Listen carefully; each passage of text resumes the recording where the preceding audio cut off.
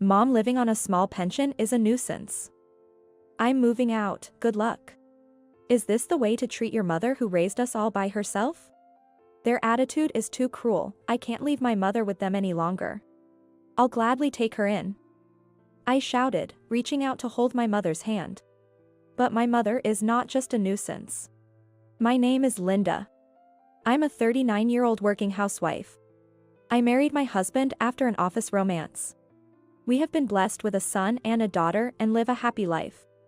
My in-laws are wonderful people and we maintain a healthy distance in our relationship. What worries me is my family. My mother. She divorced when I was little and raised 3 children on her own. It wasn't until I had 2 children of my own that I realized how hard that must have been. How challenging that must have been. If I separated from my husband right now and became single, I doubt I could raise 2 children on my own. I am nothing but grateful to my mother, who raised me and my 2 brothers so well. Now she has aged quite a bit. She worked until she was 65, so even though she's in her 70s now, she's still quite healthy and alert. But every time I see her, she seems older, which is heartbreaking. She's still living alone in our family home, but I'm starting to worry about her future. Then, one day, I got a call from her. Live with John? That's right. John suggested it, but what do you think? John is my eldest brother. It's not strange for the eldest son to live with his mother. Normally, I'd be grateful he's willing to live with our elderly mother, but I can't be entirely happy about it when it comes to John. It's because John hates our mother. When our parents divorced, I was only 3 and have little memory of our father. But John, now 46, was 10 at the time of the divorce, a tricky age just before adolescence. Maybe because of that he seems to resent our mother. I remember John always complaining that he had to leave his beloved father and that our standards dropped so he couldn't buy things he wanted. But that's not right. The divorce was a result of our father's affair, and he stopped paying child support after the first year. While I can somewhat understand John's feelings, holding a grudge against our mother even as an adult seems unreasonable. John hardly ever returns home, not for New Year's, not for any holiday. He lives close by, a 10-minute drive from our family home. John is married, but he never even introduced his wife to us. He doesn't have any children, so he's quite free, yet he hardly visits our family home and is distant from me and our younger brother Mike. Come to think of it, I can't remember my brother's wife's face. What does John look like now? Come to think of it, when was the last time I saw him? That John is suggesting that our mother move in with him? I have a bad feeling about this. Why is all of a sudden is he talking about moving in together? His current rental is up for renewal, but apparently he's been hit by a pay cut due to the economy and now they're struggling financially, so they want to live together. What? That's totally for his own convenience. I'm not surprised, that's just like John. It would be one thing if he wanted to live with our mom for her sake, but for his own housing? I'm totally against it. But in the end, it's up to Mom. What does Mom want to do? Well, it's been fine living alone, but it's getting inconvenient. Then yesterday, John and his wife came over to talk. Oh, really? John actually got down on his knees, apologizing for his past behavior and asked to make up with him. Wow, that's unexpected. Right? I was surprised too, especially since he used to hate me so much. It made me happy. Maybe John has grown up? So my mom, John, and his wife started living together. From what my mom tells me, things were fine at first. John and his wife were respectful of Mom's space and kept to themselves. But it didn't take long for their true colors to show. John's wife is so cold. Mom's calls soon turned into complaints. Emily, the wife, doesn't do anything. She's a stay-at-home wife, but she doesn't clean or do laundry. What, not even their own laundry? I've always done my own. But they started putting their laundry in my basket, expecting me to do it. She doesn't offer to help? No. It's odd to separate their clothes from mine and only do my laundry, so I end up doing it all. It's gotten to the point where my back hurts from all the extra work. Does she do any other housework? No, nothing. From what I hear, my sister-in-law Emily seems to spend her days just lazing around on the couch. All she does is eat snacks while watching TV. She doesn't clean up after herself, doesn't go shopping, and doesn't prepare meals. So, you're doing all the cleaning, shopping, and cooking for 3 people? Yes. That's ridiculous. Isn't that just freeloading, not cohabiting? It's worse than freeloading. And to top it off, they're not contributing to the grocery or utility bills. Seriously? Seriously. I'm speechless. I asked why they didn't discuss all this before moving in, and Mom just looked troubled and said, "We did talk about it beforehand." Initially, John was giving Mom the agreed amount of money. But that stopped quickly. Even when she subtly asks for it, he makes excuses like, "I had a lot of expenses this month." Or, "My salary has decreased, things are tight." If they're not paying rent or utilities or food, where's their money going? Now that I think about it, they bought a car, didn't they? Huh? If they're short on cash, why buy a car unnecessarily? It's not like they live somewhere inconvenient. I paid for it. You paid for it. I couldn't help but interject. They said going to the hospital or shopping might be tough on me and that they would take me around, but I haven't ridden in it once. I was so appalled that I called John, but he wouldn't answer at all. Then I realized he'd blocked my number. Unbelievable. A few days later, I got another call from Mom. This time, it was the shocking news that John got laid off and is now unemployed. A few more days passed, and despite my worries, Mom didn't answer my calls. Nor did she contact me. Getting anxious, I asked my husband to look after the kids and hopped on a train. If we lived closer, I could visit my parents' house more often, but because of my husband's job, we live far away. After a 2-hour train ride, I arrived at my parents' house, which I hadn't visited in a long time. Standing in front of the house, which seemed much lonelier compared to my childhood memories, I rang the doorbell. But when there was no response, I gently tried the front door and it opened easily. That meant someone must be home. But why no response? Just as I was about to call out, puzzled. Ugh. I heard a groaning sound. Definitely Mom's voice. Mom. I rushed into her room and found her lying on the floor. Mom. I felt my blood run cold. Rushing to her, I called out. And her eyes opened. Mom, are you okay? I'll call an ambulance right away. Just as I was about to dial 911, Mom stopped my hand. Mom. What? Are you in pain? That's why I need to call an ambulance. I wanted to call for help, but Mom, somehow still having strength, wouldn't let go of my hand. Struggling to free my hand, Mom mustered all her strength and said, "I'm hungry." Then she collapsed back onto the floor. Thanks, I haven't eaten anything since yesterday. With odd sound effects, Mom kept eating voraciously. In front of me, having hastily bought food, she devoured it with incredible speed. Even in her 70s, her appetite hadn't diminished. But this was no time to be impressed. According to Mom, John and his wife had left her, unable to move due to a sore back, and gone out to have fun. What were John and his wife thinking? As I was getting furious, suddenly there was a noise from the door. John and his wife returned. John. Leaving Mom alone with a sore back to go out? What were you thinking? Wow, you scared me. What's up, Linda? You look old. Leave me alone. You've aged too, John. Why are you here all of a sudden? Don't barge into people's houses. Mom collapsed from hunger. How would I know that? There's instant food around, right?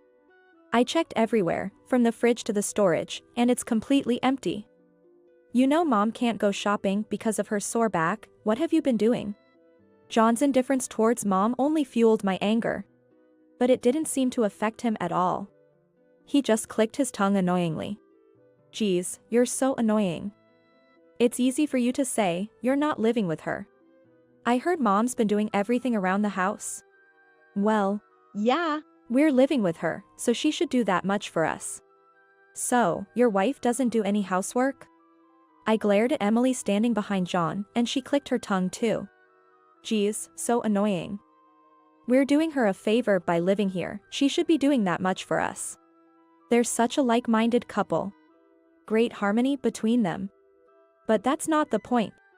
Making mom do everything around the house, what's the point of living together? It's comforting to have us around in case of emergencies, right? Which mouth of yours is saying that? Now is the emergency. My anger was far from subsiding, but it was like water off a duck's back to the couple. They even looked at me annoyingly. Then John said, "Geez, you're so annoying. Mom living on a small pension is just a nuisance." What? You used that small pension to buy a car. That's only natural. I'm the eldest son, taking care of our parent. When have you ever taken care of anyone? I was yelling so much that my throat started to hurt. John, who was never close to mom, had completely changed. It's just too sad for mom. Think more about mom. Shut up, outsiders shouldn't meddle in our business. No matter what I said, John wouldn't understand. An irritated look from my brother. I thought living with mom on her pension would let us live comfortably. Never expected it to be so little. Saying that, John sighed and looked at mom with such cold eyes. Mom looked down, seeming sad. Then, with a laugh, John said, "Really, a mom with no money is just a nuisance." What? John. You can have her if she's so important to you. What? I couldn't believe it. I just wanted to believe he still had some gratitude towards our mom despite his resentment. But my hopes were cruelly crushed. I bit my lip hard and glared at John, but him and his wife just smirked. I won't let these people do whatever they want anymore. I can't let mom suffer like this. So, while glaring fiercely, I managed to smirk and said, "That's right, with you two, mom can't have a peaceful retirement. I'll gladly take care of her. Linda." To reassure my surprised mother, I smiled warmly at her. "It's okay. I feel bad for asking to leave this house, but come stay with us, mom." "But what about your husband? He's been saying it's okay if we live together. But I thought it'd be better if John lived with you." "That's not needed anymore, right? Mom, let's live together with my family. Let me repay you for raising us." As I reached out my hand, tears quickly filled my mother's eyes. "Thank you, Linda. Hey, get out of here now. Go live your cramped life in your tiny apartment." I glared at John's words before leaving our family home with my mother. Mom's belongings had shockingly dwindled. Apparently, my lazy sister-in-law sold her stuff one after another. Unbelievable. I should have gotten her sooner. But there's no end to my regret. Yet, John's comment about my home, which he's never seen, hit a sore spot. I looked at mom apologetically. "I'm sorry, mom, for impulsively taking you with me. Our place is really small, it might be cramped. Our apartment, matching our dual income, is quite tiny. So small that we can't give our teenage kids separate rooms. How do I prepare a room for mom?" John's words hit me from behind. "Just so you know, there's no room for mom here anymore. This place is ours now." I was about to glare back at him, but suddenly, mom placed her hand over mine. "It's okay. Mom. It's okay, Linda. Let's live in a mansion together." What? I was bewildered by her sudden statement. As I looked puzzled, mom turned to John and his wife with a smile. "Thank you for everything. From now on, I'll be living in a mansion with Linda's family." What? John and his wife were equally puzzled. Without explaining, mom just said, "Goodbye," and started walking, pulling me along. What does she mean? Ha! She's probably just being a sore loser. Or maybe she's finally lost her marbles. Ignoring my brother and his wife's comments, I walked away with mom. 2 years later, an alien invasion hit our peaceful home. It was John and his wife, suddenly showing up. Who's there at this hour? I panicked and checked the monitor, only to see John and his wife. It's been a long time since I've seen them. Thinking they're as bad as burglars, I opened the door and they barged in. And the first thing they shouted was, "What the hell? It's the middle of the night. Don't scream, it's rude. Shut up. Explain what's going on. You're the loud one, also if I shut up how would I explain?" John's face turned red at my logical response. "So? What's up? Hearing this, John pointed fiercely at the house's wall and yelled. What's with this house? What do you mean? A house is a house. A casa in Spanish. I'm asking about this mansion, what's the deal? A mansion refers to a grand and luxurious house. Ugh. I was deliberately evasive in my responses, causing John to scratch his head in frustration. How could you afford such a mansion with mom's pension and your combined income? I'm struggling with no money right now. Help me out a bit. That's right, as a family we moved to a much larger house. Our previous home was like a rabbit hutch compared to it. Yes, indeed, with our income, we couldn't afford such a house even if we tried. I smiled and said to John, thanks, John. Huh? John was confused by my sudden gratitude. I repeated, really, thank you. What do you mean? Thank you for giving up mom to me. This house was built with mom's money. What? Where would she get that kind of money? Struggling to raise 3 kids, hardly saving anything, and with such a small pension. Well, it came from an inheritance. What? Didn't you know? Our grandfather, mom's dad, was quite wealthy. Now that you mention it, that sounds vaguely familiar. Mom received a substantial inheritance. That can't be. We lived quite poorly when we were kids. Mom didn't touch the inheritance out of spite against her ex-husband who didn't pay child support. She was determined to raise us on her own. I was quite surprised when I heard the amount. To think she had that and still chose a life of hardship, I can only respect her. Our life may have been poor, but it never felt terrible. She allowed me to attend the school of my choice and provided a normal life. How could you treat a mother who struggled so much for us so horribly? You kicked us out. What are you doing here at this hour of night? Get out. I pointed outside firmly, but John didn't move. Then, his wife Emily chimed in. This house belongs to mother-in-law, right? So that means it'll be ours in the future. What? Confused by her sudden claim, I frowned, and Emily looked down at me smugly. Of course, right? As an inheritance. Even if you inherit it, we're still entitled to a reserved portion. She seemed to know this much. But I wasn't about to be outdone and snorted back. Unfortunately for you, this house was given to me by mom as a gift while she's still alive.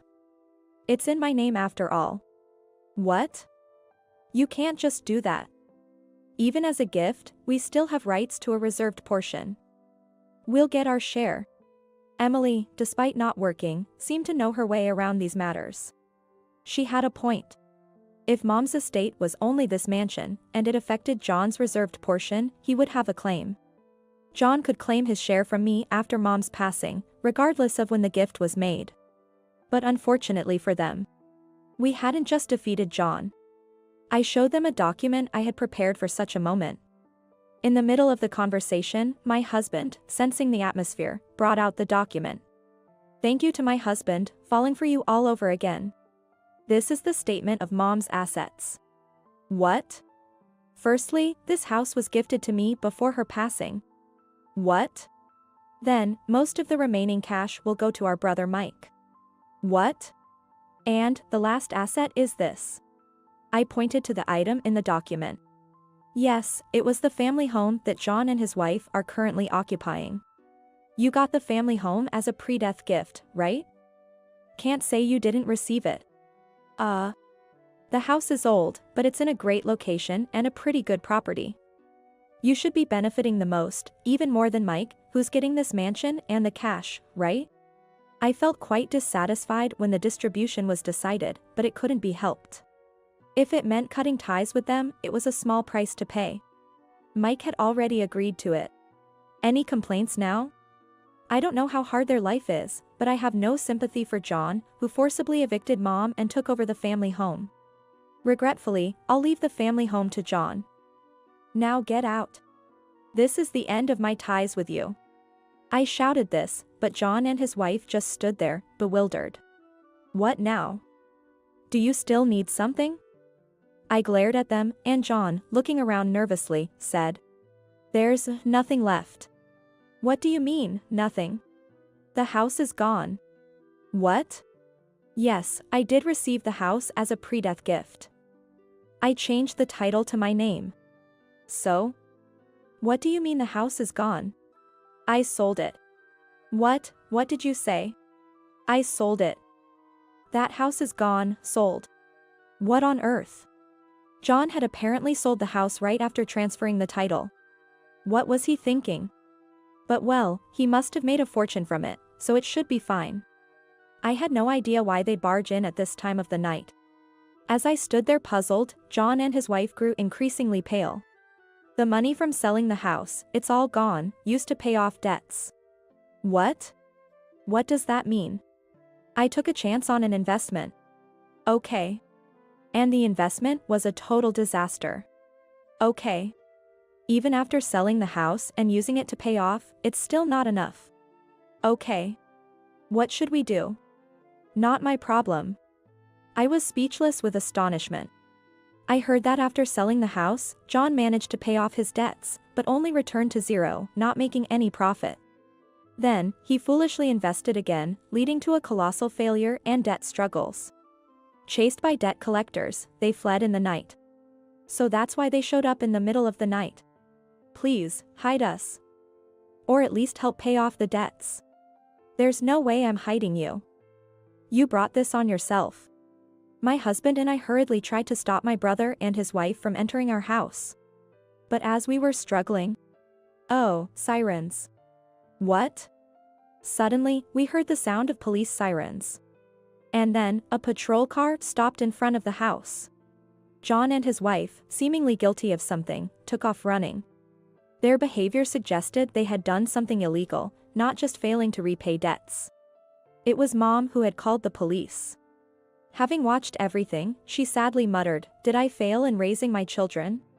Later on, I received just one call from John. His wife had filed for divorce. I thought it was expected. From her perspective, without any work ethic, John had lost his usefulness. Despite not properly informing us about their marriage, he only called about the divorce, predictably asking for money. Apparently, his former wife was not so normal either. Influenced by John, or just not wanting to work, she too started investing after the divorce. Unlike that man, I have foresight, she boasted, but quickly went bankrupt and struggled with debts. Then, she desperately turned to John for help. Such foolishness. I simply told them I wanted nothing more to do with them. Today, Mom enjoys gardening in the splendid garden of her new home. She has even started a home garden, and my teenage kids are happily helping and enjoying the harvest. Mike's family occasionally stays over in our spacious home. I want this house to be a wonderful final home for Mom, where she can be happy until the end. That's my way of repaying her.